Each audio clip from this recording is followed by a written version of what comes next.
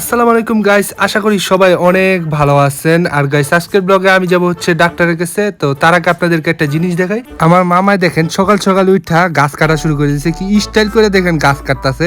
আর হ্যাঁ পিনছে কি দেখেন, বেডি মাইনছে স্যান্ডেল পিন দেখায় গাছ কাটতেছে, দেখেন কেমনে দাঁড়ায় দাঁড়ায় গাছ কাটতেছে। মামার লগে কিছুক্ষণ মজা লয়ে তারপরে চলে গেলাম একটা পার্সেল রিসিভ করতে। তো পার্সেলটা হচ্ছে রাজামশাইয়ের জন্য। তো ওর জন্য একটা বেল্ট আনছিলাম গলার জন্য।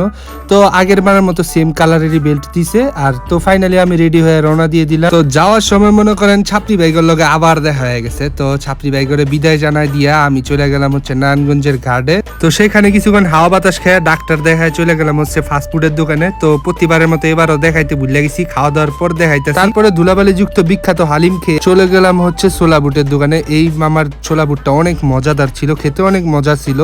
তো এদিকে আমরা জর্দার জন্য কিছু মিষ্টি কিনা বাসার দিকে রওনা দিয়ে দিলাম। তো গাইস যাওয়ার আগে অবশ্যই লাইক এবং সাবস্ক্রাইব করে যাবেন।